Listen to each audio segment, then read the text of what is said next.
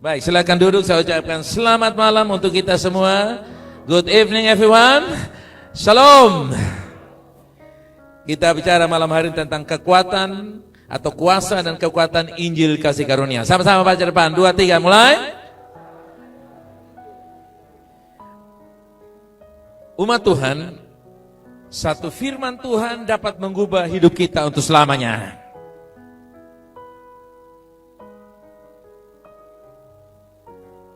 Setiap hari Minggu kita semua datang ibadah. Dan Bapak Ibu Saudaraku yang kasih, ketika kita datang beribadah, paling utama saudaraku yang kasih, kita mau memberikan penyembahan kepada Tuhan. Amin. Dan yang kedua saudaraku yang kasih, pesan apa yang mau Tuhan berikan kepada kita. Itu yang menjadi fokus kita. Ya, katakan, penyembahan kepada Tuhan dan menerima pesan Tuhan. Come on. Ya. Dan saudaraku yang kasih, firman Tuhan yang kita dengar bukan saja sekedar khotbah atau mengajar, tapi prophetic word. Apa itu prophetic word? Prophetic word artinya firman yang relevan, firman yang sesuai dengan kebutuhan kita. Kita tidak datang untuk menerima pengajaran sejarah, apalagi mimbar dipakai untuk mempersalahkan orang lain atau gereja lain atau kelompok lain. Itu jauh dari tujuan Tuhan. Kita datang memberikan penyembahan kepada Dia, dan kita harus menerima the prophetic word, artinya firman masa kini. Prophetic word artinya apa saudara? Firman masa kini, the present days, the present season, the present needs. Firman yang datang pada saat ini sesuai dengan kebutuhan saya. Bagaimana kalau Anda datang ke dokter gigiku sakit, lalu dia oke, baik ya, ini minum aja, nanti sakit pinggang hilang. Menurut Anda itu relevan atau tidak? Tidak relevan. Artinya bukan sekedar obat, bukan sekedar firman. Katakan, bukan sekedar firman, tapi menjawab kebutuhan. Come on. Ya. Ini yang menjadi perhatian kita. Kita harus mendengar firman Tuhan dengan hati yang peka, karena satu kata dari firman Tuhan dapat mengubah penyakit kita, dapat mengubah situasi dan keadaan kita, dapat memberi jawaban kepada persoalan kita yang tidak dapat dijawab oleh uang, oleh jabatan, oleh harta, atau lobby apapun dan kekuatan apapun. Firman Allah masih bisa menjawab. 1 Korintus 1 ayat 21, kita baca 2, 3 mulai. Kuat. Oleh karena dunia dalam hikmat Allah tidak mengenal oleh hikmatnya, maka Allah berkenan menyelamatkan mereka yang percaya oleh apa? Kepintaran, kebodohan pemberitaan Injil. Apa artinya ini? Tuhan menetapkan bahwa lewat kebodohan pemberitaan Injil, banyak orang percaya dan diselamatkan. Bukan kebohongan, saudara, bukan kebohongan. Tapi apa saudara? Kebodohan. Menurut manusia itu bodoh. Menurut manusia itu tidak masuk akal, tapi Tuhan memberikan firman itu, dan Alkitab berkata, mereka percaya dan oleh kebodohan pemberitaan Injil itu, sehingga mereka mengalami kuasa dan kekuatan Injil itu bekerja dalam hidup mereka. Tuhan telah menetapkan melalui pemberitaan Injil yang bodoh. Yang bodoh ini saudara bukan berarti ngomong salah-salah, bukan. Atau saudara kasih pohon ara yang dinaikin oleh Sakeus, kita bilang itu Petrus, bukan. Bodoh itu bukan omong salah atau cerita salah. Bodoh itu artinya berita yang tidak masuk akal menurut manusia dunia yang pintar. Makanya dia bilang tadi di situ, saudara catat baik-baik, oleh hikmat, ya. Allah dalam hikmatnya, ya, Dia memberitakan kepada dunia, dan dunia tidak dapat memahami itu kecuali dibukakan. Kata menyelamatkan juga merupakan kata Yunani yang disebut soso. Coba katakan soso. Apa saudara? Soso. Dan itu tidak hanya berarti menyelamatkan dari neraka, tapi juga berarti menyelamatkan dan menyembuhkan dari penyakit atau gangguan apapun yang mungkin kita derita. Haleluya. Penyakit persoalan dan gangguan apapun. Gangguan, saudara kekasih. Gangguan apapun. Saudara percaya Injil bisa membuat Anda sukar tidur, bisa menjadi bisa tidur? Amen. Gangguan apa? Oh, saya suka ada mimpi-mimpi jahat, saya suka ada mimpi buruk, saya suka mengalami ini dan itu. Saudara kekasih, Injil, pemberitaan Injil itu, saudara kekasih, yang percaya dia mendapatkan sosok itu, saudara kekasih, sekali lagi menyelamatkan dari neraka, tapi juga menyelamatkan dan menyembuhkan dari penyakit atau gangguan apapun. Katakan gangguan apapun. Gangguan ekonomi bisa, gangguan politik bisa, gangguan kesehatan bisa, gangguan sosial bisa, semua gangguan.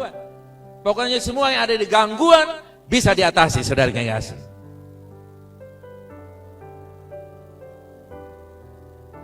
Perhatikan, the foolishness of the preaching of the gospel, diterjemahkan dalam bahasa Inggris. Kebodohan pemberitaan Injil.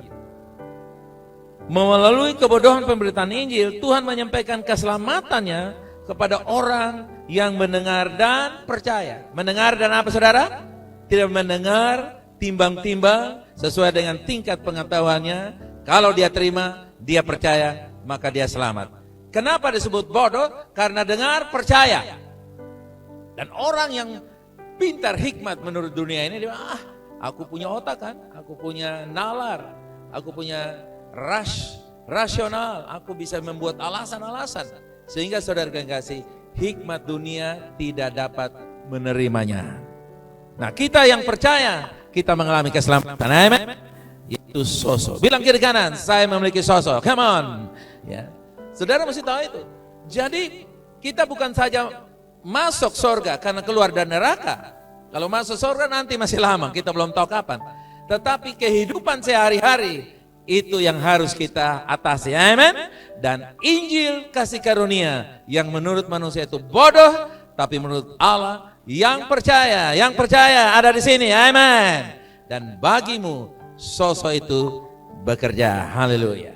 Pemberitaan Injil menghasilkan kehidupan yang penuh dengan kemenangan dan kekudusan sejati. Di dalam Galatia 1 ayat yang ke-6 dikatakan, kita baca, aku heran bahwa kamu begitu lekas berbalik daripada Dia yang oleh kasih karunia Kristus telah memanggil kamu dan mengikuti suatu Injil lain. Injil lain adalah Injil yang non kasih karunia. Injil kasih karunia yang diberitakan oleh Paulus berkata, apapun selain Injil kasih karunia, itu bukan Injil. Itu Injil yang lain. Bahkan saudara Paulus berkata, mereka yang memberitakan Injil yang lain mendapatkan kutukan ganda. Di mana mereka membawa kebenaran yang menantang Injil kasih karunia yang dibawa oleh Rasul Paulus. Nah, saudara yang kasih, jika Injil kasih karunia ini kita terima dengan iman dan percaya kekuatan kuasanya, maka Injil itu akan menghasilkan satu kehidupan yang penuh kemenangan, kehidupan yang kudus dan kehidupan yang dapat mengalami kemuliaan Tuhan di dalamnya. Karena Injil yang diberikan atau yang diberitakan oleh Paulus adalah berisikan kekuatan dan kuasa Allah yang di dalamnya disimpulkan menjadi Injil kasih karunia. Kasih karunia adalah kekuatan Allah yang menyelamatkan. Ya. Jadi Tuhan tidak suka atau Tuhan tidak tertarik dengan perubahan perilaku, tapi Tuhan lebih tertarik dengan transformasi dari dalam, transformasi hati. Katakan, berubah dari dalam keluar. Come on. Nah, itulah kuasa Injil yang memberikan kepada kita sosok tadi, yang merubah kita dari dalam keluar. Kudus adalah buahnya, kasih karunia adalah akarnya. Sama-sama kita baca 2, 3. Nah, sekarang saya tanya saudara, tidak ada akar, saudara dapat buah enggak kira-kira? Hah? Dapat. Buah palsu. Nah. Tapi kalau mau buah yang asli harus ada apanya saudara? Akar. Tentu kalau akar ada batangnya, saudara, ya. Nah, sama. Seringkali orang mengajar buah, tapi mereka tidak punya akar. Kita bombardir, ayo kudus, kita bombardir. Tapi tidak ada akarnya, tidak ada kasih karunia yang menghasilkan. Kuasa dari memberitakan Injil kasih karunia adalah kekudusan, keutuhan, kesehatan, dan shalom akan menjadi buahnya. Baca 2-3 mulai. Kuasa dari memberitakan Injil adalah, Injil kasih karunia adalah kekudusan, keutuhan, kesehatan, shalom akan menjadi buahnya. Bilang kiri kanan, ada yang kurang ke tidak? Jawab, bilang apa? Ada yang kurang? Ada yang kurang? Lengkap. Makanya disebut the good news, kabar baik. Karena ketika orang menerimanya, dia menerima segala keutuhan dari Tuhan. Coba kita keluarkan lagi slide tadi yang barusan. Saudara kasih tahu orang di kiri kanan, dalam dirimu ada apa-apa. Kasih tahu di kiri kanan. Karena engkau telah menerima Injil, dalam dirimu ada yang luar biasa. Amin saudara, amin? Ya.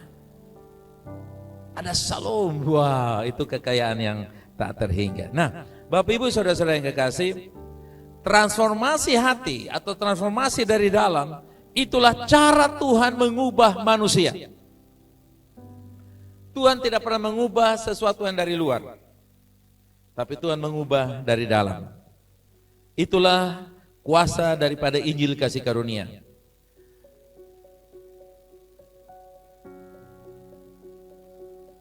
Sekarang kita lihat, kalau kita sudah mendengar Injil kasih karunia, maka kita telah berpindah dari Injil yang lain atau kabar yang lain, yaitu kabar palsu yang membuat kita tersiksa, galau, kacau, gelisah, terintimidasi, ragu dan tidak punya keyakinan keselamatan. Merasa tidak berdaya, selalu diikat oleh dosa, sakit, penyakit dan berbagai macam pergumulan hidup. Oke? Nah sekarang waktu kita menerima Injil, kita sudah masuk dalam satu suasana yaitu soso. Soso juga diterjemahkan adalah kehidupan Allah sendiri. Jadi Injil kasih karunia adalah kehidupan Allah sendiri. Apa saya katakan saudara? Injil kasih karunia adalah kehidupan Allah sendiri. Di dalam Tuhan tidak ada penyakit apapun. Haleluya. Amin. Tidak ada. Di dalam Tuhan tidak ada kegelisahan apapun. Haleluya. Nah, katakan saya telah berpindah dalam kehidupan Tuhan. Come on. Nah, sekarang kita telah berpindah, berarti kita tahu posisi kita di mana. Jadi posisi kita ada posisi kebenaran kita di dalam Kristus. Kasih tahu di kanan atau kiri. Posisi kamu adalah kebenaran dalam Kristus. Haleluya. Amen. Katakan posisi saya. Katakan posisi saya kebenaran di dalam Kristus. Come on. Saya dibenarkan di mana saudara? Dalam Kristus. Itulah kasih karunia. Itulah Injil kasih karunia. Di luar itu Injil yang lain. Atau Taurat. Karena itu kita perlu diteguhkan dalam posisi kebenaran dalam Kristus yang menyebabkan kita berjalan dalam kekudusan yang sejati. Sudah lihat? Ilustrasi gambar yang baik. Haleluya. Saudara lihat? Ini yang membuat kita nyaman. Tidak merasa tidak mampu, tidak merasa tidak layak, tidak merasa tidak bisa. Tapi semuanya kita merasa ada orang-orang tertentu yang mereka tidak memiliki rasa aman untuk beristirahat dalam keselamatan di dalam Kristus. Saudara kekasih, mereka tidak punya rasa kenyamanan. Mereka pikir I have to do something. Saya mesti lakukan sesuatu agar saya punya perasaan selamat ada. Kalau saya belum lakukan sesuatu, saya perasaannya belum oke, belum merasa selamat. Ada juga mungkin pengajar-pengajar dari mimbar tentu, atau dari gereja atau dari hamba-hamba Tuhan tentu, mungkin saja ada yang berpikir bahwa jika mereka tidak menghilangkan rasa aman kekal dari orang percaya, perilaku mereka akan menjadi lebih baik atau mereka akan berusaha untuk menjadi lebih kudus. Artinya begini, Oh, kita mesti ajarkan kepada jemaat supaya mereka punya rasa aman, punya perasaan tidak rasa aman kalau mereka belum melakukan sesuatu supaya mereka selamat. Jadi kita harus, kamu jangan ini, jangan ini, jangan ini, jangan ini. Seperti kemarin Pak Jimmy punya ayah bilang kan, kalau pakai obat gigi saja saudara, itu sudah berdosa. Lama-lama pakai kacamata aja itu salah, saudara guys. Nah, saudara lihat. Jadi akhirnya orang diajar saudara kekasih untuk melakukan sesuatu, upaya-upaya, coba katakan upaya-upaya, dengan upaya-upaya yang dia berikan, yang diajarkan bombar dari mimbar itu, supaya jemaat punya rasa tidak nyaman kalau dia tidak lakukan.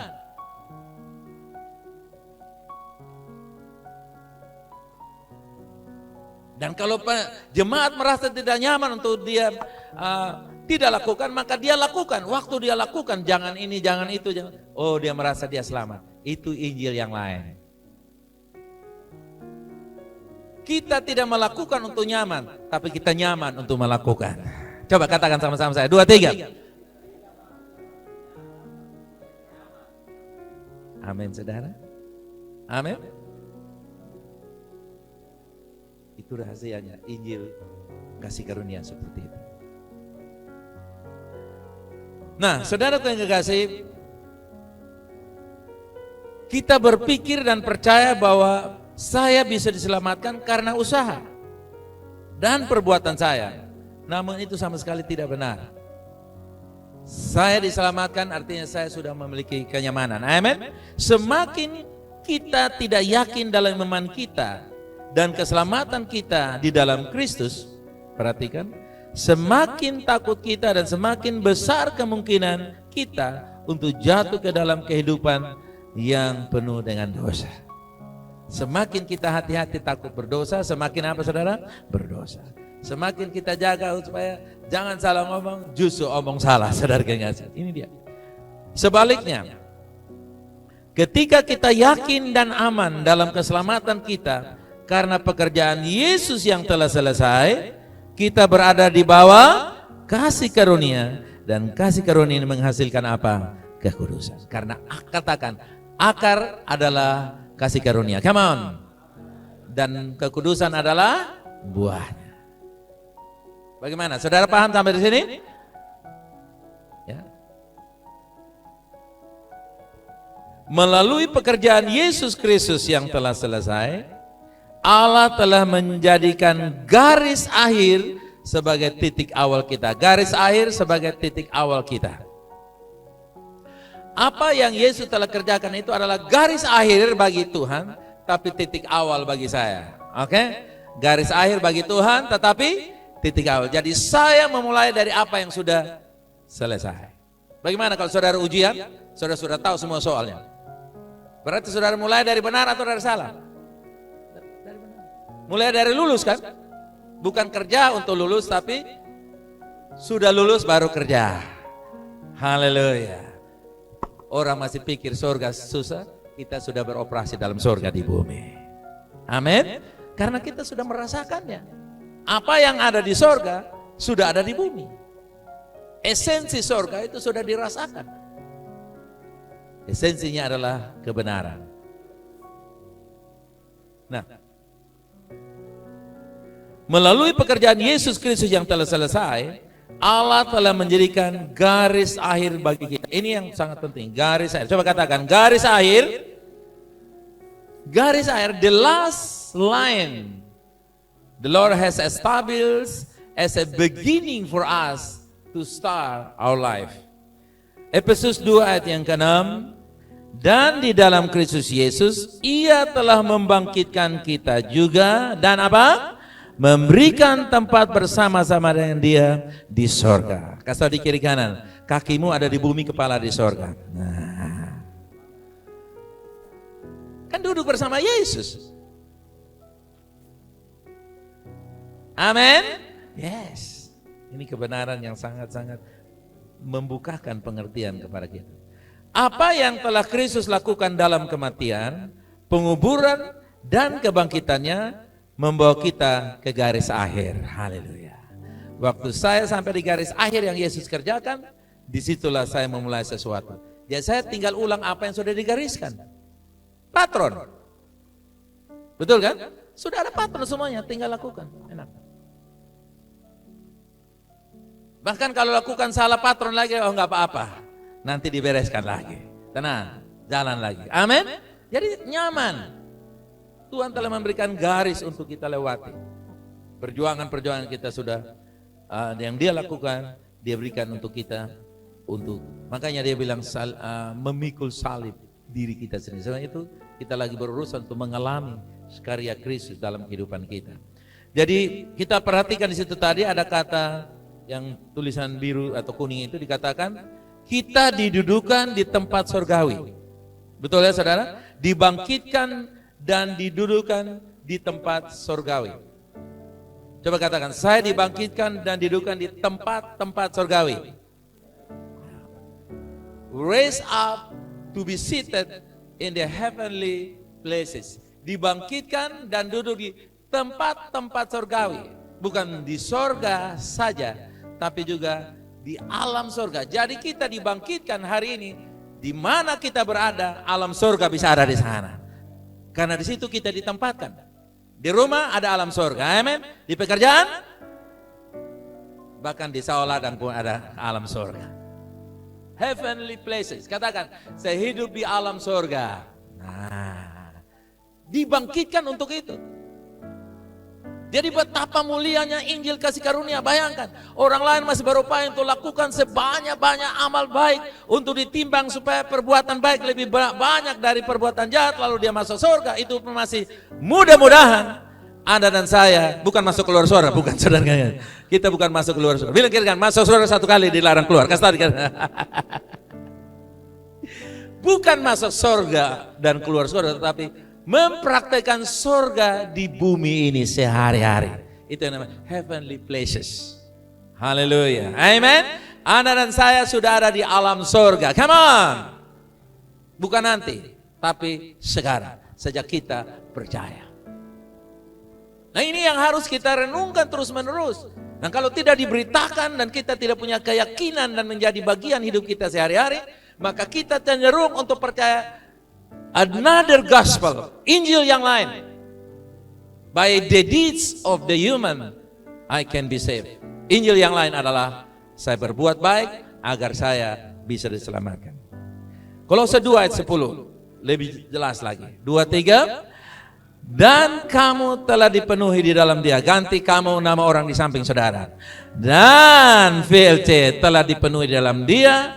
Dialah kepala dari semua pemerintah dan pengusaha. Bayangkan saudara, karena kita di dalam Dia, maka semua pemerintah dan kuasa berada di bawah kita. Haleluya. Karena kita dipenuhi dalam Dia. Dalam terjemahan bahasa Inggris, we are being perfect in Him. Di dalam Yesus saya disempurnakan. Dalam gereja Tuhan berurusan dengan yang belum sempurna. Tapi kita harus lihat di dalam Yesus kita semua ini sempurna. Walaupun sehari-hari dalam praktek keanggotaan jemaat kita akan temukan bahwa minus terlalu banyak, saudara. Tapi bilang kiri kanan, minus kamu tidak mengurangi kesempurnaan dalam Kristus. Kasih tahu di kiri kanan. Lihat tangan saudara, bukan lihat tangan. Minus kamu, bilang di tangan kamu, minus kamu tidak mengurangi kesempurnaan dalam Kristus. Come on. Ya. Karena apa? Seringkali kita hitung kebaikan kita baru kita rasa, yo ini minggu baik, puji Tuhan. Selama bulan puasa ini baik, saya rasa. Tapi nanti Februari dan Oktober susah, saudara guys, karena kejahatan semata-mata. No, di dalam Kristus saya sudah disempurnakan. Katakan bersama saya, di dalam Kristus saya sudah atau dipenuhi. Kalau sudah penuh mau tambah di mana lagi? Saya tanya saudara. Sekarang botol itu sudah penuh. Ini berarti ada satu kebenaran yang luar biasa. Apa yang Kristus, apa yang telah Kristus lakukan dalam kematian penguburan di bawah. Kemudian kita lihat di situ dikatakan bahwa kita memulai pekerjaan kekristenan kita dengan menjadi sempurna di dalam Kristus. Wow. Waktu kita menjadi percaya, kita dipenuhi di dalam Kristus, dan sejak saat itu saya mulai perjalanan dengan garis kesempurnaan. Wow. Luar biasa. Amin. Amin.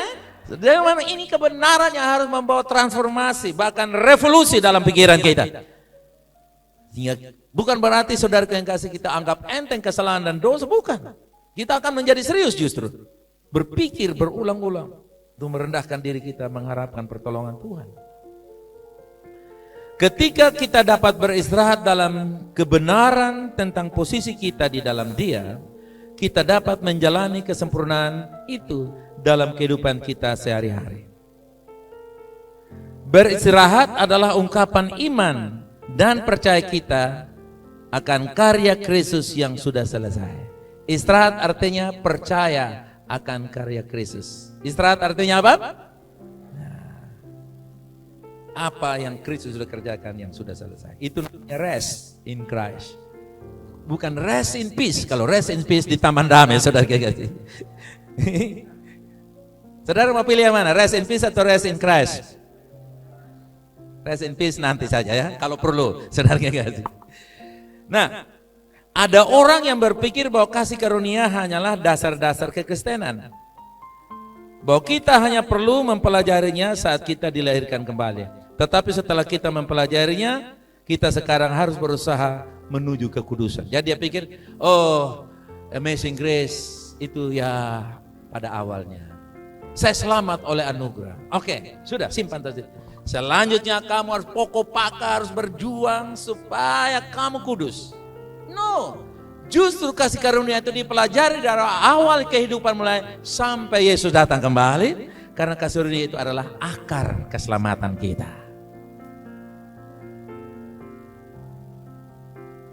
Ya. Nah, di dalam 2 Timotius pasalnya yang ke-2 ayat 22, kita baca sama-sama 23. Sebab itu jauhilah nafsu orang muda, kejarlah keadilan, kesetiaan, kasih, damai bersama-sama dengan mereka yang berseru kepada Tuhan dengan hati yang murni. Dalam bahasa Inggris bagus, saudara. Di situ dikatakan, flee also youthful lust, but follow righteousness. Coba katakan bersama, follow righteousness. Mengikuti kebenaran. Jadi ketika kita mengikuti kebenaran, maka dengan sendirinya yang minus-minus, yang dosa-dosa, yang bengis-bengis itu ditinggalkan. Amen. Karena kita ikuti kebenaran. Bilang kiri kanan, kamu harus menjadi pengikut kebenaran. I am the follower of the righteousness. Haleluya. Kalau kita mengikuti kebenaran, maka dengan sendirinya yang tidak benar jauh kan? Karena kita, saya udah ikut kapal berangkat Garuda. Maka yang lain-lain di belakang tertinggal semuanya. Iya kan? Karena saya sudah ikut. Saya sudah kebenaran memerakakan kita sampai di sorga. Haleluya. Makanya walaupun masih ada di bumi, tapi kita sudah lain cara berpikir kita. Mengejar kebenaran adalah cara kita menjauh dari hawa nafsu orang muda. Kejar, bilang kiri mana? Jadilah pengejar kebenaran, pemburu kebenaran, itu yang lebih pas. Apa saudara? Pemburu, bukan pemburu dolar atau rupiah saudara, tapi pemburu apa? Kebenaran. Ketika kita pemburu kebenaran, maka yang lain-lain akan tinggalkan. Itu aja. Kita akan bersalah atau jatuh kalau kita tidak menjadi pemburu kebenaran. Itulah diburu terus kebenaran itu. Apa artinya buru? Buru artinya kita rindu mendapatkan. Makanya kita buru, kita kejar. Kebenaran adalah anugerah dari Tuhan. Itu diterima, bukan diperoleh. Diterima. Oke. Terima. Ya kan? Kapan kamu bekerja untuk kamu dapat itu? Jadi kamu peroleh atau kamu terima? Bukan peroleh HP. Peroleh atau terima? Hah? Terima atau peroleh? Ini guru dan guru nih. Ini terima atau peroleh? Kalau gaji, terima gaji atau peroleh gaji? Bukan peroleh gaji. Kalau terima artinya saya yang kasih gaji, kamu gaji. Kalau peroleh gaji, kamu yang bekerja dan peroleh gaji. Itu yang benar kalimat. Jadi saya tidak peroleh keselamatan, tapi saya menerima karena the gift, pemberian. Katakan, saya menerima keselamatan. Saya tidak berusaha untuk dapat keselamatan. Ya, kita tidak berusaha, kita hanya terima. Amin. Dan kalau sudah diterima, kapan kamu membuang itu urusan kamu. Sejauh kamu masih mempercayai dirimu kepada Yesus dan Yesus tetap diakui sebagai Tuhan dan Juru Selamat, Anda tetap diperhitungkan sebagai orang benarnya Allah. Kecuali kamu membaca kalimat, berapa macam kalimat saudara kekasih, lalu kamu bilang saya tidak mau percaya Yesus lagi, ya itu kan sudah menyangkal kan? Tapi selama kamu masih percaya Tuhan Yesus, erorismemu berapa panjang, R-nya berapa banyak, mau R1 atau R200, tetap Anda adalah orang benarnya Allah. Karena apa? Saya terima kebenaran. Katakan, saya terima kebenaran. Bukan saya berusaha untuk mendapat kebenaran. Amin. Ini yang harus kita coba taruh dadanya. Saya menerima kebenaran, bukan berusaha dapat kebenaran. Kalau kita sudah tahu ini, maka kita akan mudah mengejar kebenaran. Dan kalau mudah mengejar kebenaran, saudara kasih, hidup kudus, hidup benar, hidup kudus, bukan hidup benar. Nah, saya akan terangkan. Hidup kudus, hidup dalam kasih dan sebagainya itu akan terus berjalan. Nah, tidak ada cara bagi kita untuk menjadi lebih benar. Oh, ini pendeta dia lebih benar dari jemaat. Karena dia pendeta. Nah. Masa pendeta mau kalah dari jemaat? Jadi pendeta itu kebenaran KW1. Kemin begitu KW20. Enggak ada itu saudara. Tahu min Pak? Housekeeper di sini. Enggak ada. Kebenaran itu saudara kekasih tidak bisa ditambah atau dikurang. 2 tambah 2 4 ya, mau bikin apa lagi? Itu sudah begitu. Sudah bisa tangkap dari ini? Bilang kebenaranmu tidak bisa dikurang atau ditambahkan. Begitu sudah. Nah. Saya tanya saudara, kalau saudara tidak berdoa masih benar atau tidak? Tidak kasih perpuluhan masih benar atau tidak? Nah, ini satu orang saya enggak. Kenapa? Karena orang ragu semua kan? Karena sudah kebiasaan. Kalau saya kasih perpuluhan, urat agama saya akan kuat.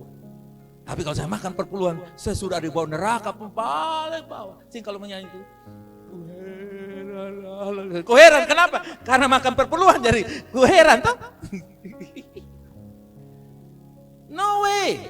Saudara tahu, kalau saudara mengerti posisimu sebagai orang yang dibenarkan, maka kebenaranmu akan mahal. Amin.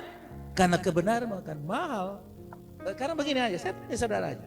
Kalau kamu naik kapal terbang ke Jakarta, lalu tiba-tiba kamu paksa buka pintu mau lompat, itu kira-kira orang pintar atau orang gila, saudara? Saudara tahu? Orang gila atau kerasukan atau mungkin teroris, iya kan? Nah sama, kalau kamu sudah tahu oh, kamu orang benar, lalu kamu melakukan hal yang rusak mencelakakan, itu kan keterlaluan amat. Gak mungkin. Dan saya belum pernah dengar ada orang buka pintu kapal terbang lalu dia lompat turun. Gak ada. Kecuali kalau dalam keadaan darurat, saudara kekasih, dia bilang tolong tarik handle itu, pecahkan kaca dan silakan jangan lupa pakai ransel atau pakai ransel. Pakai parasut bukan ransel, saudara kekasih. Oke, bagaimana? Jadi katakan begini, kebenaran saya tidak bisa kurang, tidak bisa lebih. Come on. Sekarang saudara doa puasa 40 hari.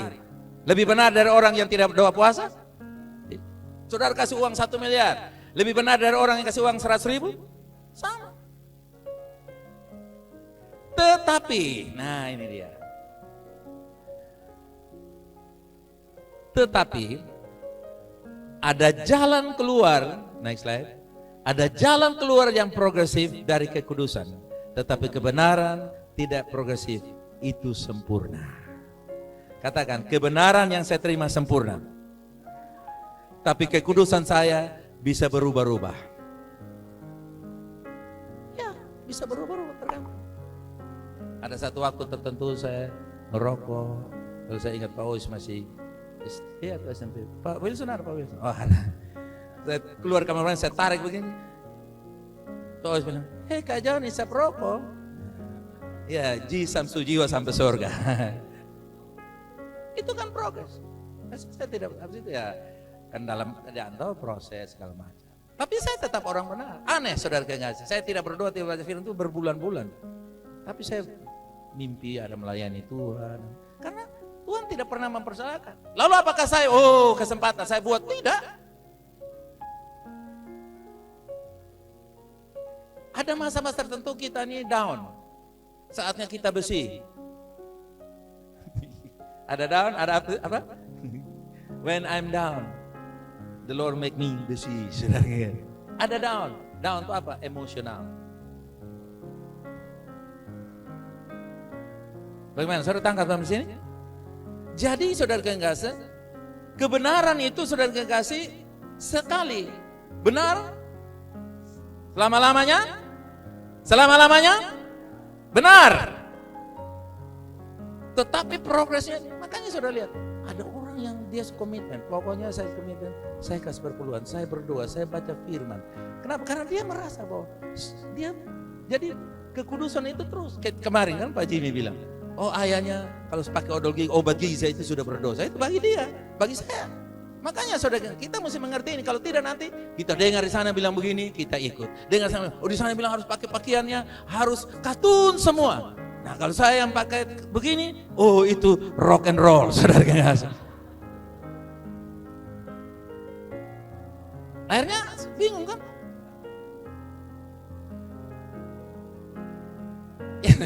Kita mesti tahu itu. Jadi progres. Ada yang dia merasa berdoa. Saya pernah berdoa berapa kali. Saya mau tambahkan lagi dari 21 hari bikin 40 hari. Kita bikin lagi. Tapi kan saya tidak merasa lebih dari saudara yang lain. Saya mau, itu kan diri saya sendiri. Kekudusan itu privat. Amin. Ada orang lain yang bir saja di rumah, Pak, itu ditengking. Tengking, Pak. Bir aja itu tengking. Nah kalau kita minum yang Pak pejabat yang wine, Pak Johnson jadi apa? Kalau dilihat oleh teman-teman kita yang sejenis ayahnya Pak Jimmy, kira-kira begitu. Tetapi, bilang kiri kanan, tetapi. Nah, tetapi itu adalah pikiran kita yang terus dibarui oleh firman. Kalau pikiran kita tidak terus dibarui oleh firman, kebenarannya sama. Tapi progresif kekudusannya tidak sama. Itu yang membuat orang tidak suka Kristen. Karena bilang orang benar, tapi pinjam tidak tahu kasih pulang. Omong kosong, banyak. Tipu-tipu lebih banyak daripada suara cicak. Cicak itu omong 3 kali, cicit 3. Tapi dia omong 4 kali pun tetap tidak digenapi 1 kali. Itu yang membuat orang tidak. Kalau kekudusanmu progres, pakai helm pun saudara kasih, biar tengah malam dipakai helm. Hari Minggu juga pakai. Saudara connect tempel tambah lagi. Bila perlu rasa-rasa begini. Kenapa? Karena progres kan kita punya hati nurani kan bersih. Kita kalau tidak saudara kita lewat aja. Oke? Kiri kanan. Tingkatkan progres kesucian kamu. Nah.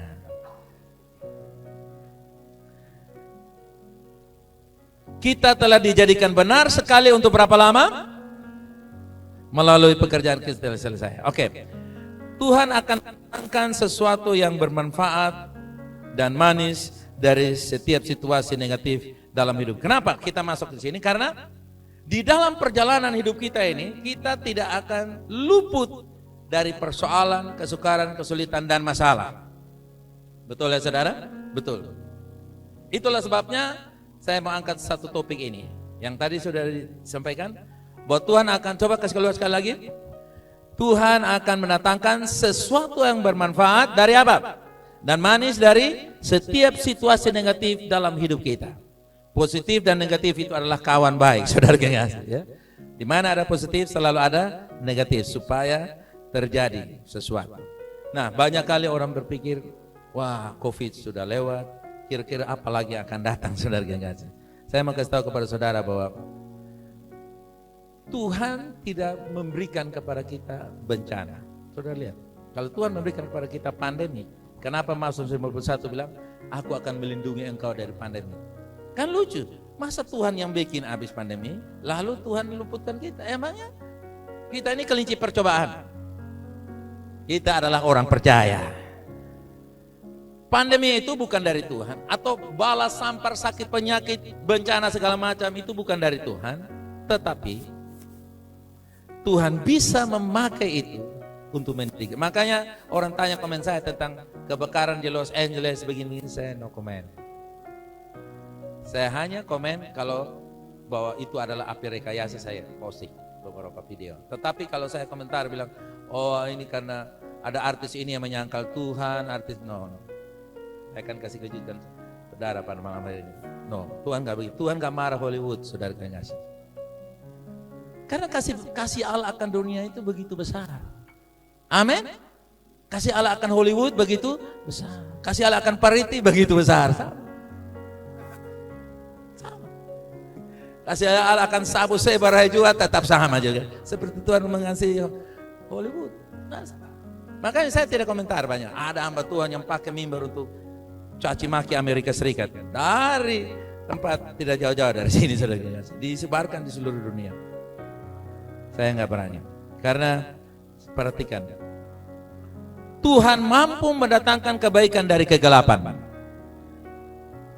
Tuhan tidak berada di balik pandemi atau persoalan-persoalan lainnya, tapi Tuhan mengizinkan itu bisa terjadi agar Tuhan bisa mewujudkan rencananya atau menggenapi firman-Nya. Kita lihat di dalam Hakim-Hakim 14 ayat 14. Oke. Lalu katanya kepada mereka, dari yang makan keluar makanan, dari yang kuat ada 3 hari lamanya mereka tidak dapat menjawab teka-teki itu. Dan yang makan keluar sesuatu untuk dimakan, dari yang kuat keluar manisan. Jadi Tuhan mampu mendatangkan kemanisan dan makanan bagi kita dari semua yang iblis coba lakukan dalam hidup kita.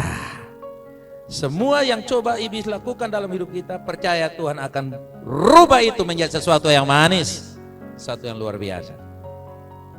Dalam hal apapun, mungkin iblis tidak memakai iblis tidak terjun langsung. Bisa juga dia terjun langsung dengan serangan-serangan roh jahat, tapi dia memakai situasi, keadaan dan orang-orang tertentu yang tidak mengoperasikan kebenaran dalam hidup mereka.